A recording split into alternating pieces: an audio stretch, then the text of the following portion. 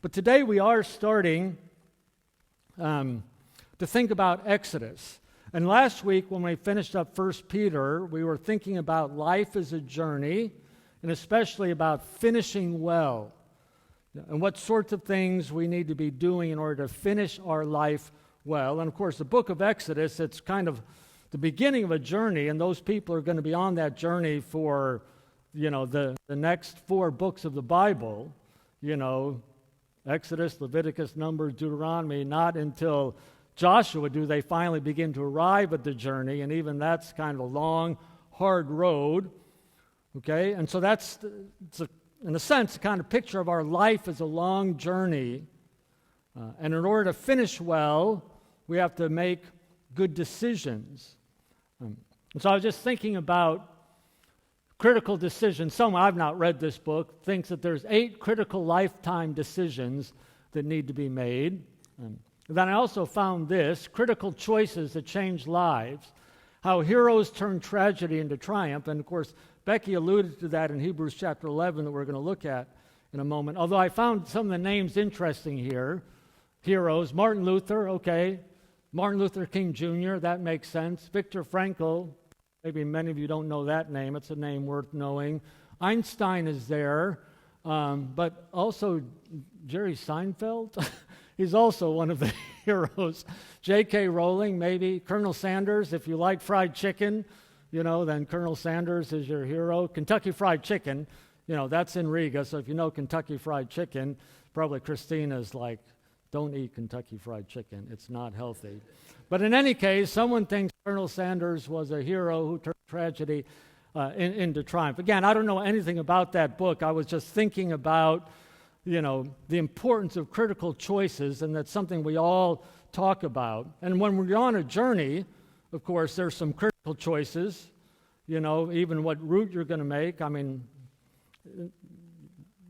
early in our family's life, a critical decision before a journey was how much you drink before you get in the car, because I had a reputation. I don't think it was a deserved reputation, but I had a reputation of not wanting to stop on the road, and if kids wanted to use the toilet, I'm like, well, you got to wait, you got to hold it or whatever. So, a critical decision is don't drink too much before you get in the car, because Dad might not be patient. Well, that's not so much a critical decision, but for a journey, especially if you're flying somewhere for a length of time, you've got to make some important decisions, okay? And so, in the book of Exodus, there's going to be a number of critical decisions or choices that people are going to have to make. And we're going to see them making those choices. Some of them are not going to be good choices. They're going to be quite critically bad choices. Like when Pharaoh says, "Who's God? I don't know who God is." Well, he's going to find out. It was a bad choice to challenge God that way. But that's, on his journey, that was the choice he made to challenge God. It didn't work out well for him. So we're going to be looking at the book of Exodus as a journey people are on, that God is taking people on, and critical decisions they need to make. What I want to do today is to think a little bit together about how do we even understand these Old Testament stories, okay? Because, they happened a long time ago. So how do we read the Old Testament stories for today, and how do they apply to us now? Because life is quite different for us than it was for them. That was a little more than 3,000 years ago. 1 or 2 changes have happened along the way. They had no Starbucks, on their trip. They'd even had a problem getting water. And so life is very different. And how do we read those stories? What do we apply? Are we supposed to be just like them? And if you begin to read some of those Old Testament stories, we ought to think, I don't think I should be just like him, even not just like Abraham. He was a hero of faith. Okay, he also had several wives. Okay, how do we sort that out? Are we also supposed to do that? And so not everything that they did back then is necessarily an example for us today. Okay, so we have to think through what do these stories mean for us? How do we apply them well today? What are we supposed to learn from them? What are we supposed to do and not do? What is similar but also what is different? And so in order to think that through, for today as we get started in this series of Exodus, we're going to look at the New Testament, actually at Hebrews chapter 11. And again, Becky already got us thinking about that, where a New Testament writer takes some of these Old Testament stories and characters and talks about certain parts of their life as a way to help his present readers to kind of sort out their own particular issues. Next week, what we're going to do, by the way, is not dive into chapter 1, but just to encourage you to maybe come next week. As we go through the book of Exodus, and if you've read the Old Testament, if you've had your eyes open and not just had kind of pious sort of thoughts in reading the Old Testament, there's some really, really hard stories in the Bible. And we're going to confront those in book of Exodus like those plagues. God killing people. That's a hard kind of story. I mean, there's some stories in the Old Testament that, if I were writing the Old Testament, I would have left some of those stories out. Okay, because they're really hard to explain what in the world God is doing there. And then there's talking about God changing his mind. What does that mean? Can God change his mind? What's going on there? And so next week, we're just going to talk about that. How can we understand God in these stories, and what in the world is God doing when he's doing things that make us very, very uncomfortable? So that's next week, and we're just going to, as we jump into that series, try to tackle that really, really hard question. Is God really good, when he's sending these plagues? Is God good? Can we actually trust God? But this week, what can we learn from these stories? How should we read these Old Testament stories so they help us today? And so in the book of Hebrews is maybe a good transition between 1 Peter and Exodus, because there are some similarities in what's going on in the audiences for these two books. If you remember in 1 Peter, there's these churches in what is now the country of Turkey that are undergoing some persecution. Okay, and it would be very easy for them to abandon their faith, or at least to keep quiet about their faith. So these were Gentile believers in the Roman Empire who just, because of pressure, might give up the kind of lifestyle that shows that they are followers of Jesus. Hebrews is a little bit similar in that he's writing to some persecuted Christians. In this case, they're Jewish Christians, probably in the city of Rome. When the real persecution gets cranked up with Nero, and maybe when the writer of Hebrews writes this, Nero is already emperor and he's already kind of losing his mind and killing Christians. Maybe that's already started, and these Jewish Christians in Rome are thinking, man, it was easier for us when we were just Jewish and not also followers of Jesus. Because in the Roman Empire, the Jewish religion was a protected religion.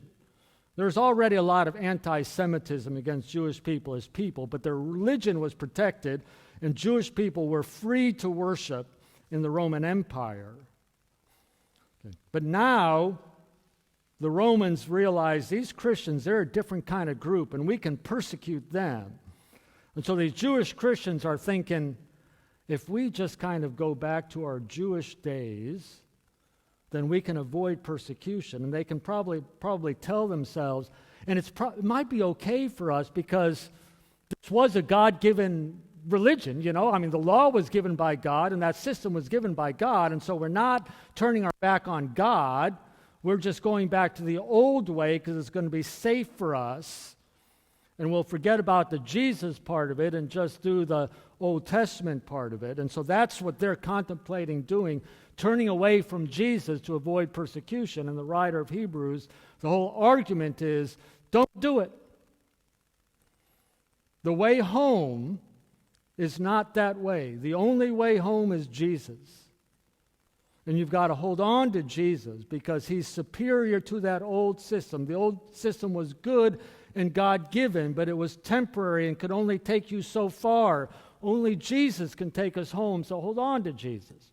So that's what the book of Hebrew is about, and as part of his encouragement to these guys to hold on to the faith, he writes Hebrews chapter 11 to talk about people who had faith. You know, those Jewish heroes of the faith who had faith. He's showing these New Testament Christians what faith looks like so that they will maintain the same faith.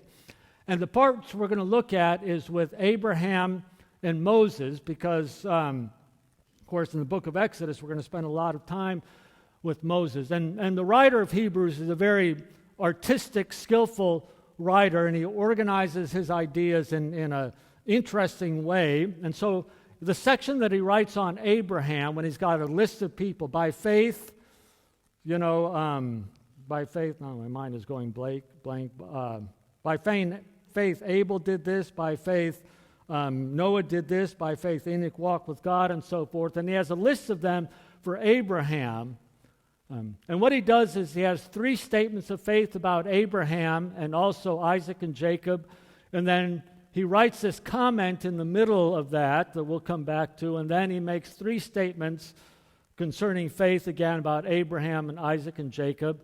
And then when he talks about Moses, first he talks about the faith of Joseph because it's through Joseph that the people got to the land of Egypt.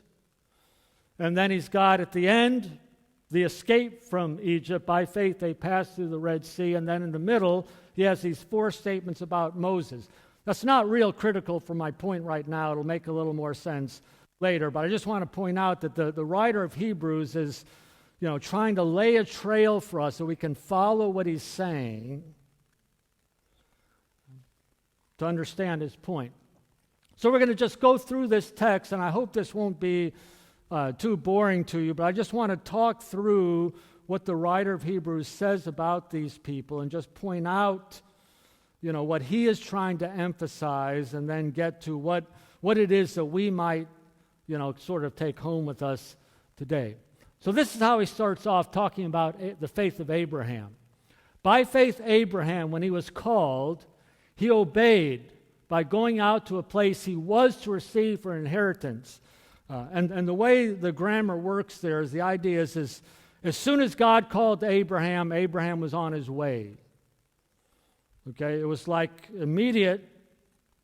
God's telling me to go somewhere, and what's interesting here is Abraham at this point knew precious little about this God. This was the very beginning of his journey, and he didn't know much. There's just some God is speaking to him, and Abraham gets up, and what's amazing about what's said here is he didn't know where he was going. For someone like me, that's a scary journey. Some people, love the adventure. Let's just get in the car and drive and see what happens. Oh, man, I'll get an ulcer. I want to know exactly where I'm going. I want to know where the stops are. I want to know where the filling stations are. I want to know where we're going to stop. I just want it all worked out. I don't like mystery. Okay, this guy picked up his entire family and left having no clue where they were going to end up. That was faith for Abraham. And by faith, he lived as an alien in the land of promise. So that word should ring a bell if you were in the 1 Peter series, because that was one of the main things. They were resident aliens.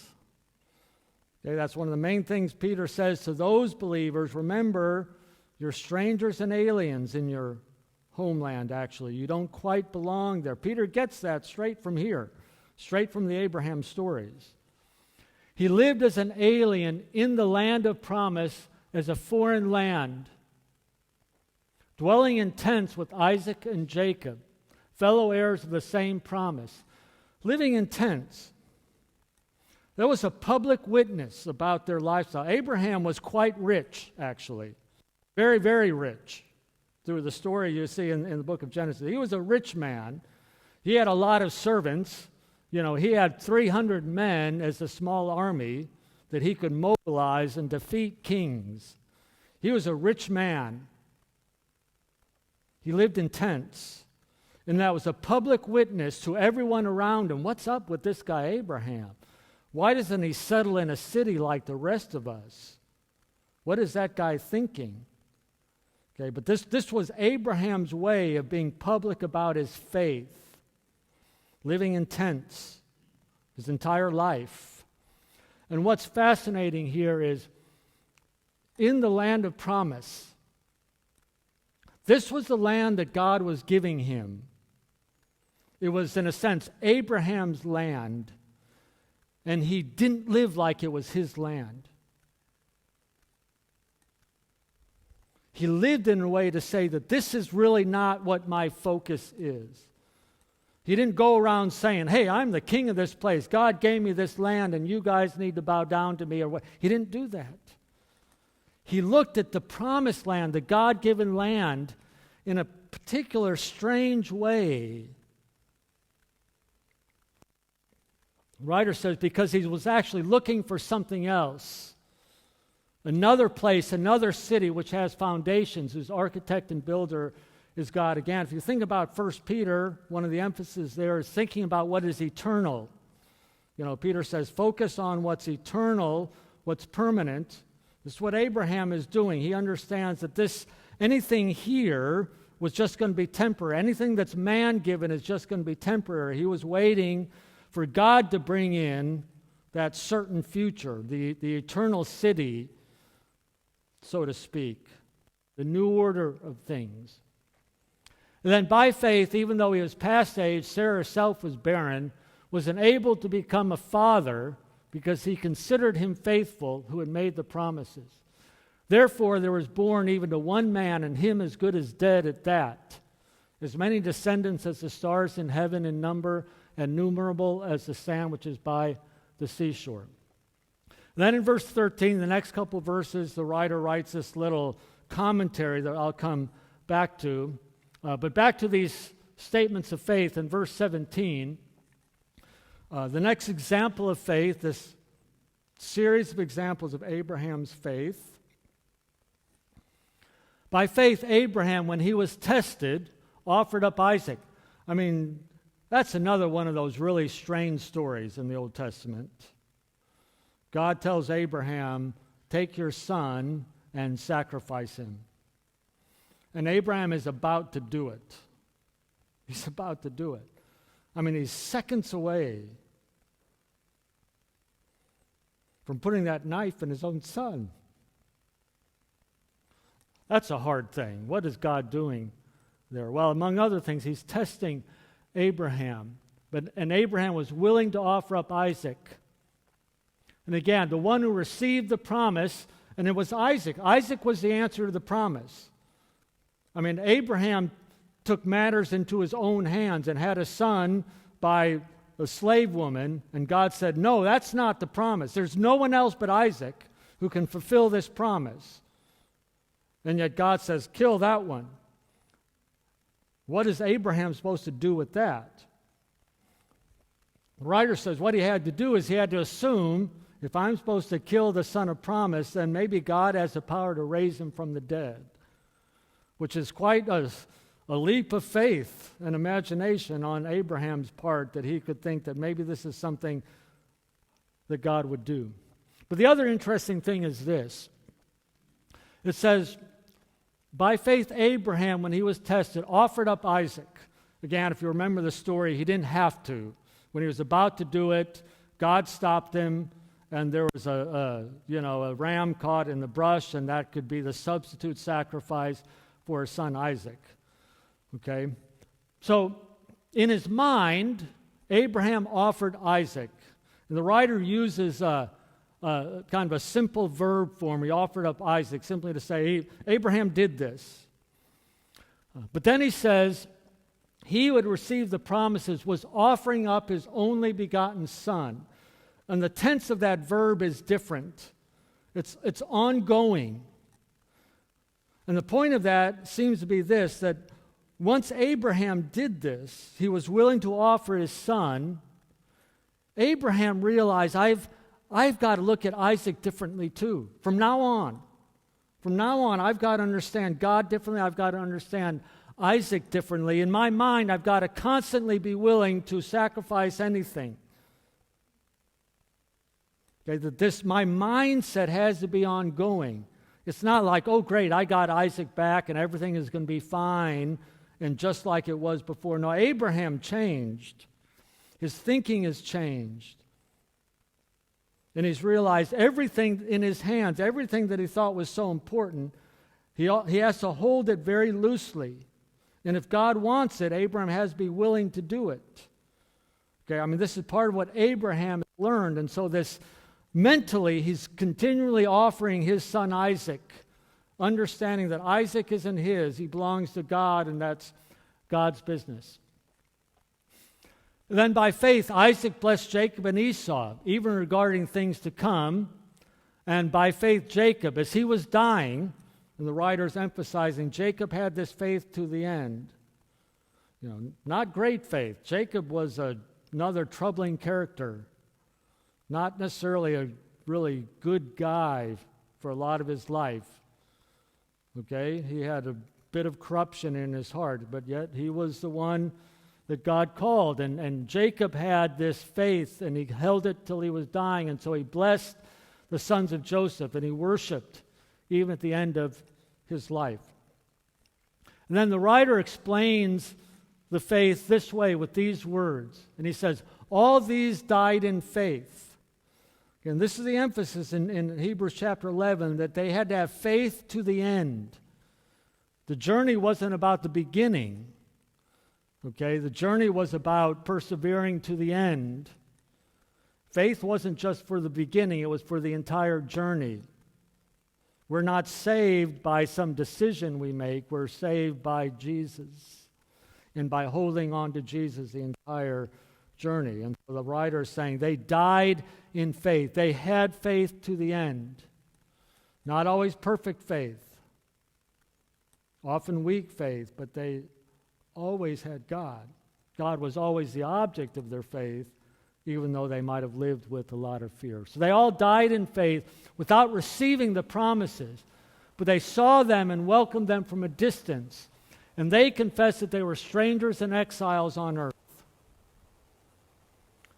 It's interesting, some of the words that are used there are used in one of the Psalms. David uses some of similar words about his land. David was king in Israel, and the king says, I'm actually kind of a stranger and exile here as well. This land is actually a foreign land to me. King David was saying that because they realized that what they're seeing now, this kingdom, this land, it's just actually temporary, and God has something more in mind. And my life is a journey, and I haven't arrived yet. So they publicly confessed. They lived in tents. So their lifestyle showed that they were strangers and exiles on earth. Those who say such things make it clear that they are seeking a country of their own. If they had been thinking of the country from which they went out, they would have had opportunity to return. Abraham could have gone back. He could have gone back. He didn't. But as it is, they desire a better country, that is a heavenly one. That is one that comes from God. It's not, the idea isn't going to heaven and being on clouds, that kind of thing. The point is a life, a world, an earth, a city that's going to come from God. It's going to be the permanent one. Therefore, God is not ashamed to be called their God. God is not ashamed of them. We're saying this is amazing grace.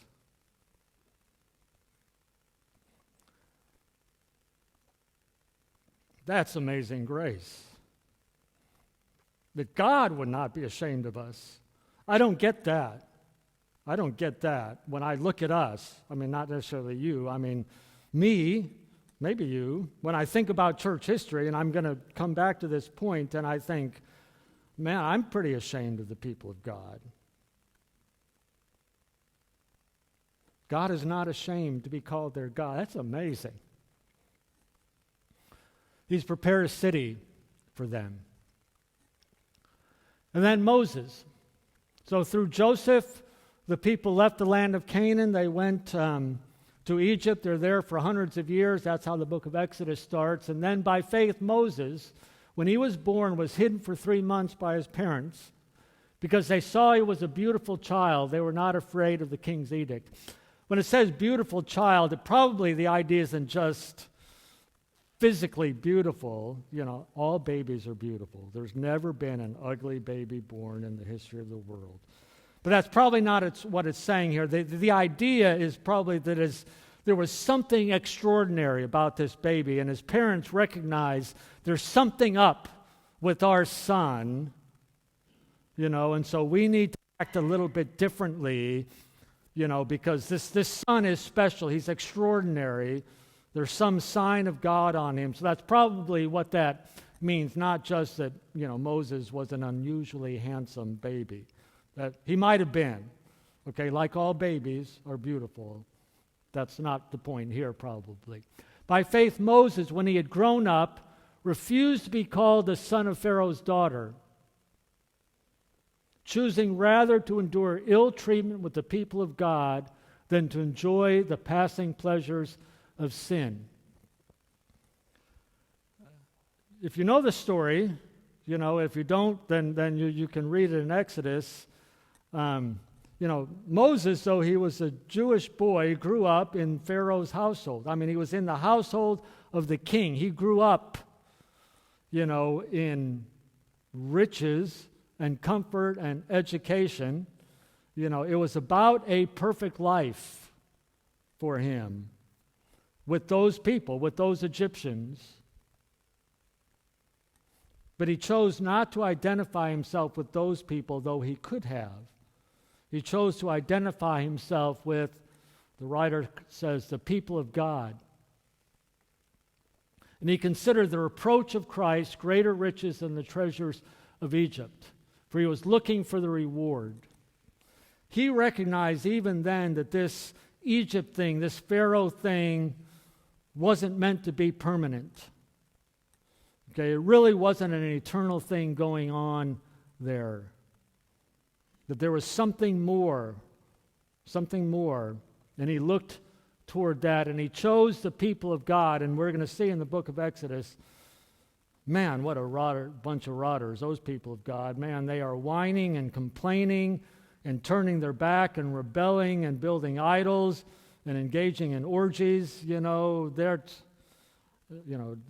as bad as any of us, or worse, those guys.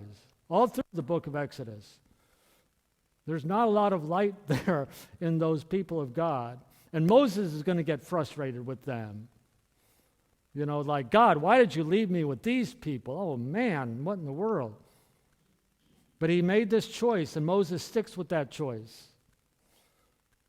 Even when God thinks, maybe I should just wipe out these people, Moses stands up to God and says, you can't do that. We'll get to that story. Again, it's one of those hard stories. What's going on there? I hope it'll make sense then. But Moses chooses these people. By faith he left Egypt, not fearing the wrath of the king, for he endured, seeing him who was unseen. And by faith he kept the Passover and the sprinkling of blood, so that he who destroyed the firstborn would not touch them. So, in Hebrews chapter 11, there's these heroes of faith, and the main ones are Abraham and Moses, and there's some kind of key repeated ideas there. So it's not that everything that those guys did are we necessarily supposed to do, but there are characteristics of their faith or aspects of their faith or their critical choices that they made that we might learn from. Now, in the text that we're reading, Hebrews chapter 11, the writer emphasizes words like promises.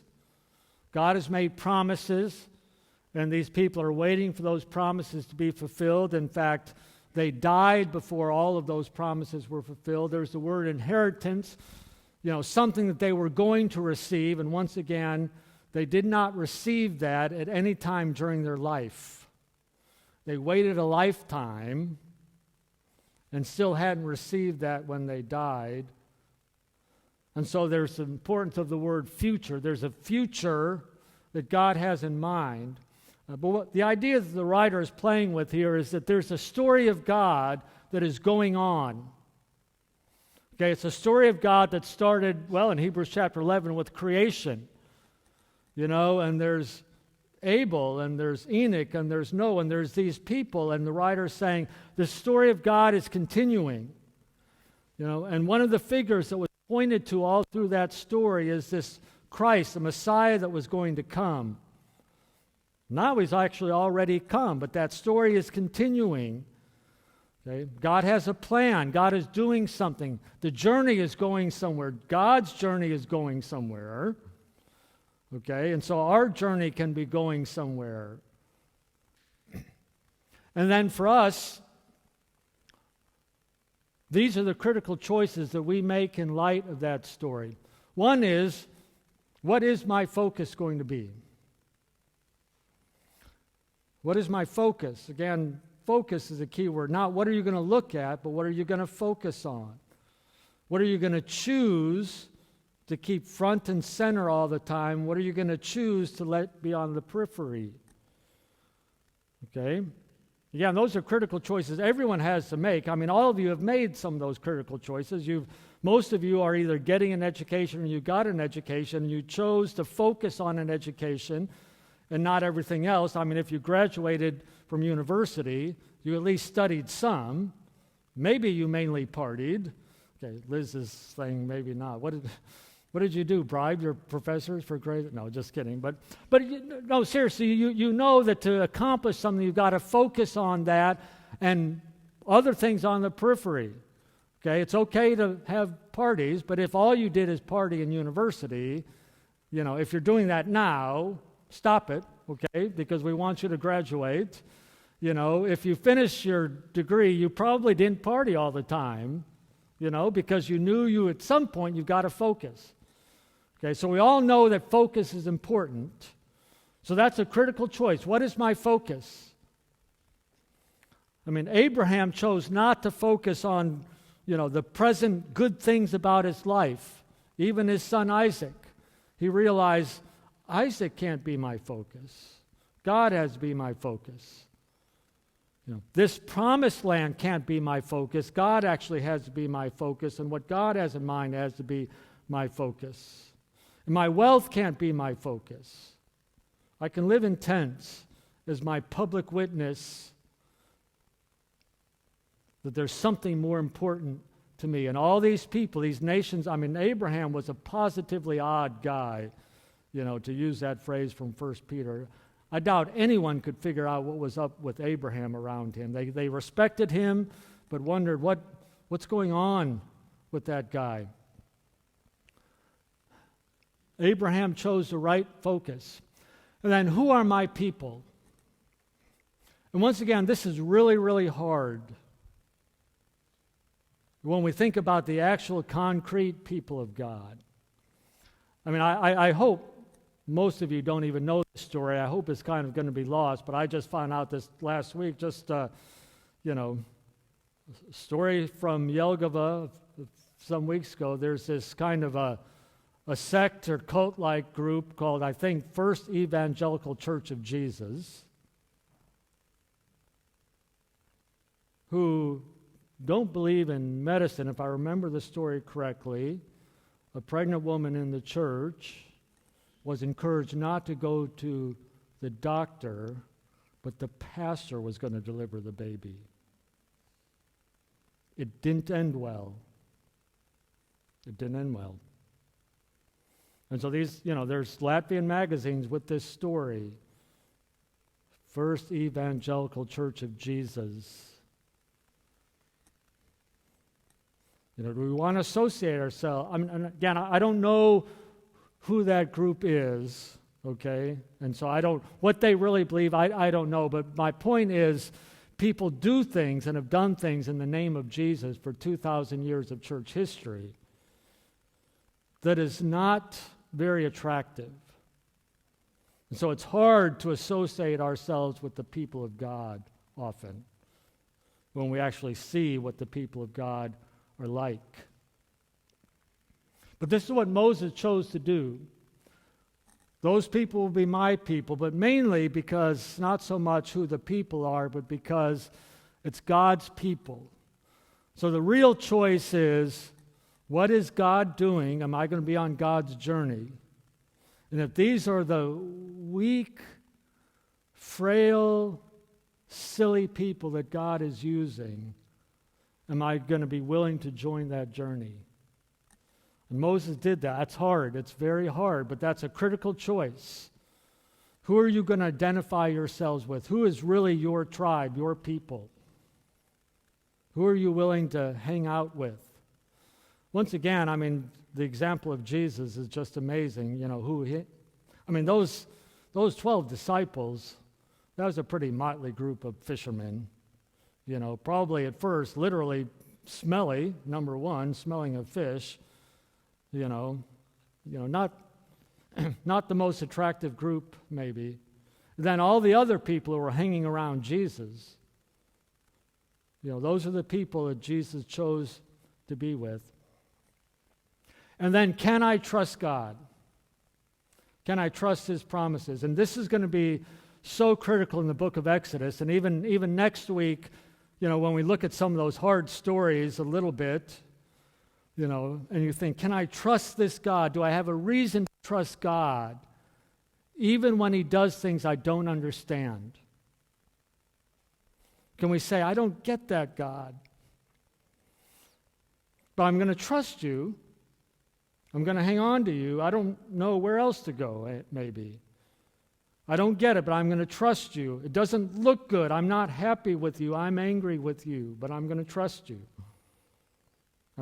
Again, we're going to see those kinds of stories of people who are a little bit upset with God and can still trust Him and still do trust Him with their very honest emotions. So that's a critical choice. Will you choose to trust God? I'm not talking about just feelings of trust, but will we choose to trust God?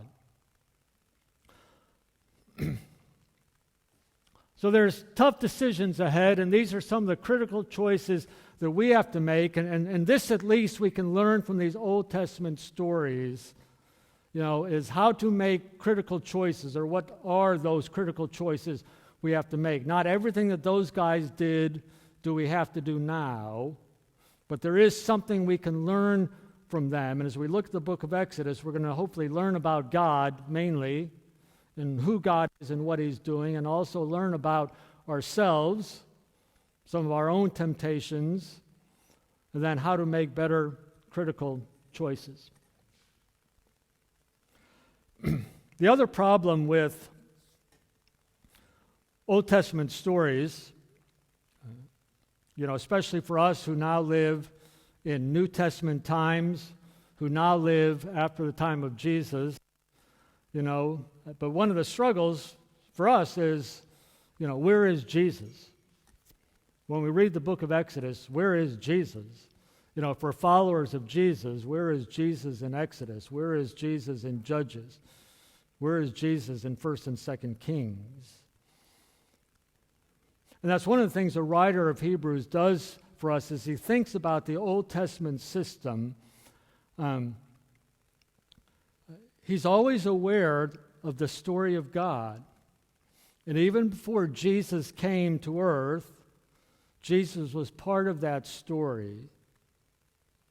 And Jesus was always a kind of object of focus for people, even if people didn't quite know who Jesus was. And so one of the things the book of Hebrews does is the writer helps us to make that jump or that turn, from those Old Testament stories to, again, focus on Jesus. And he even does it in Hebrews chapter 6, an earlier time when he talks about Abraham.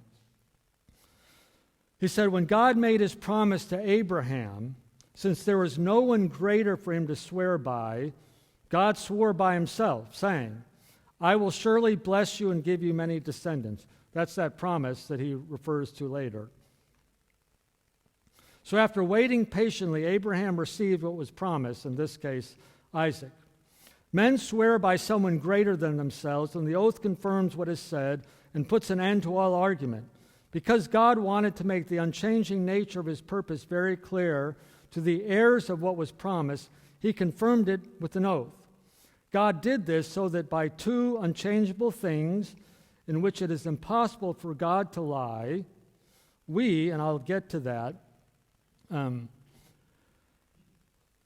what the writer is saying about God is that God promised, but he wanted to make that promise so secure to Abraham that God swore an oath on his own name. So there is a promise and God swearing this oath, and that's the way of just communicating. God is guaranteeing he's going to do it. He's promising. He's signing it. He's signing the document, so to speak. God is publicly promising something. And if God doesn't fulfill this promise, then God is a liar. That's basically what God is trying to, or the writer is trying to communicate about God. God swears this oath, so to speak, to guarantee he's going to keep this promise. But then the writer makes this sudden switch suddenly to his contemporary readers, because he's trying to say, God has promised something to you as well, and the promise to you is equally certain. So God did this by two unchangeable things in which it is possible to lie. We, now suddenly he jumps to we who have fled to take hold of a hope offered to us may be greatly encouraged. And he says, we have this hope as an anchor for the soul, firm and secure. It enters the inner sanctuary behind the curtain, where Jesus, who went before us, has entered on our behalf.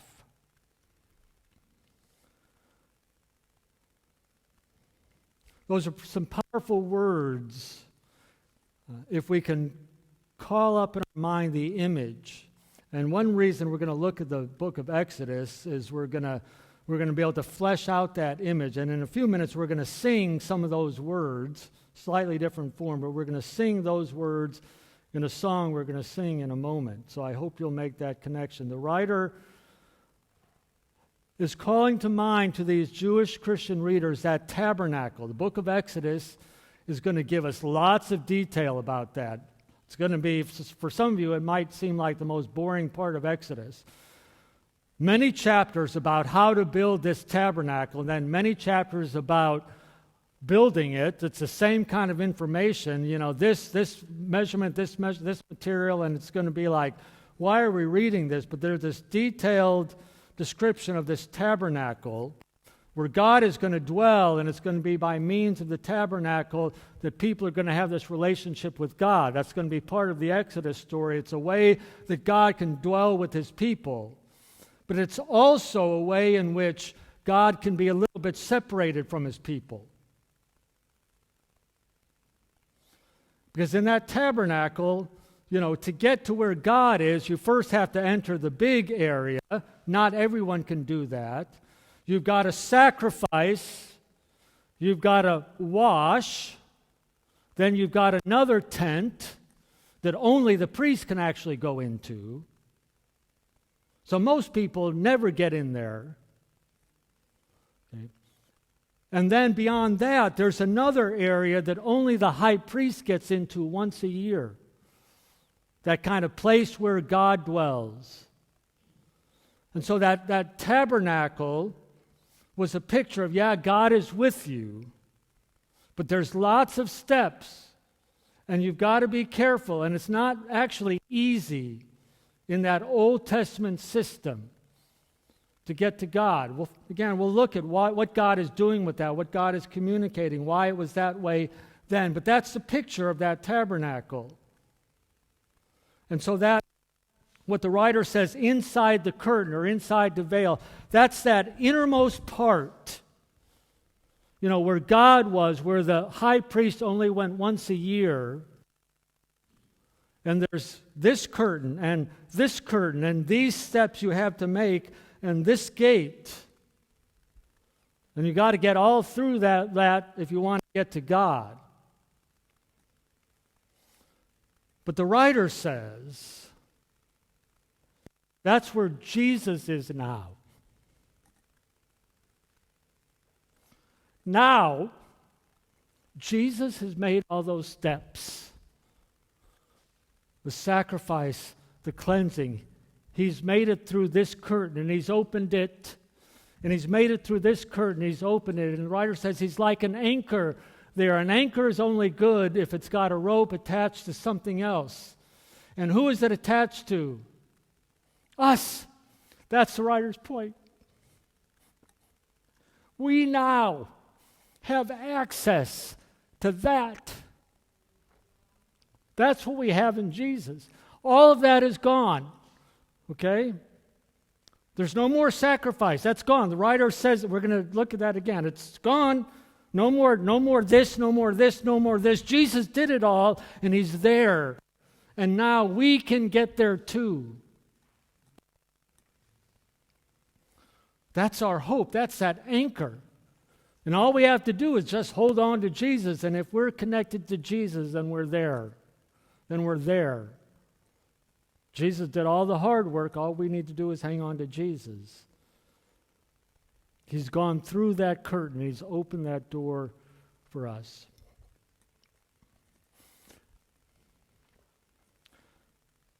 Becky read Hebrews 12, 1 and 2, and Hebrews 11 is all heading up to this text that is written in such a masterfully artful way and written intentionally to help us to focus. So the writer says, after all these heroes of faith, learn what you can from them, but don't focus on them, because having that cloud of witnesses surrounding us, let us lay aside every encumbrance and the sin which easily entangles us, and with endurance let us run the race that was set before us, this journey. Looking unto Jesus, the author and finisher of faith, who for joy set before him, he endured the cross, he despised the shame, and he sat down at the right hand of the throne of God. The sitting down, that picture is he's well accepted there. It means, in a sense, the Father has invited him. You're welcome here. Sit down next to me. Jesus is secure at the right hand of the Father.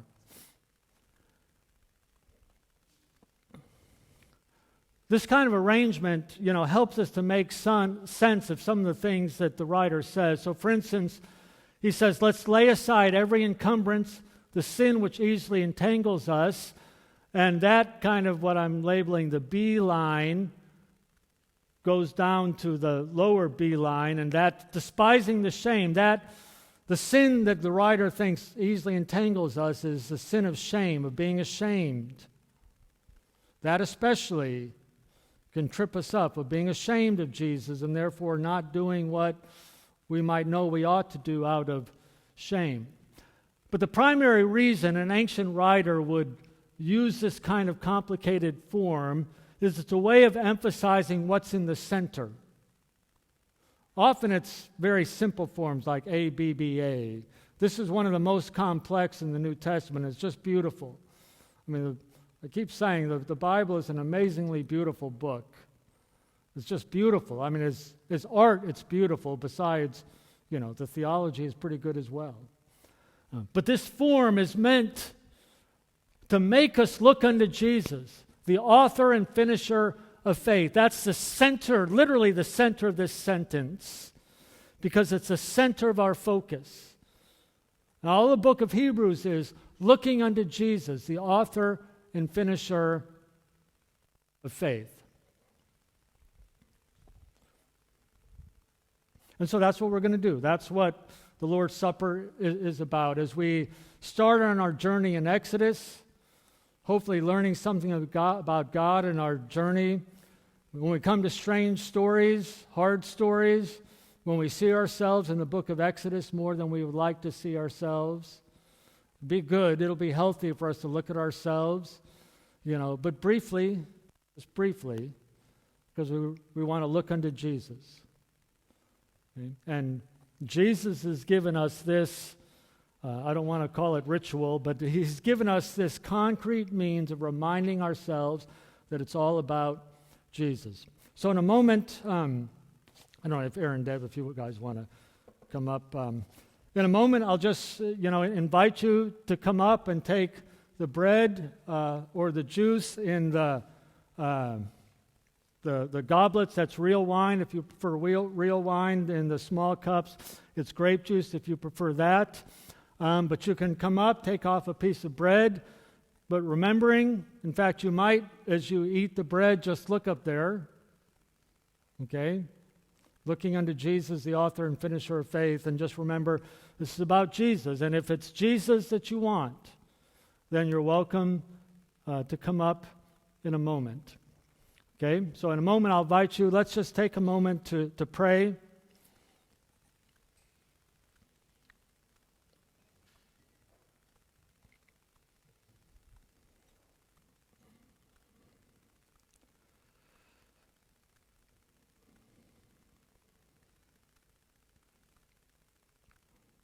Father, remind us that what we do now and these things that we put in our body, the wine and the bread, is simply a symbol, a reminder of what makes it possible for us to actually have access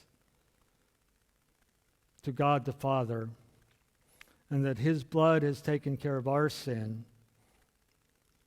You've taken care of our sin, Lord Jesus. Thank you for that. And I pray that as we do this, that you would become more real to us. That in the bread and the wine, we would experience you in a real way. That in fact, your presence would be real to us. Thank you for this good news. Thank you for your faithfulness, and I pray that our faithfulness will respond to your faithfulness. Amen.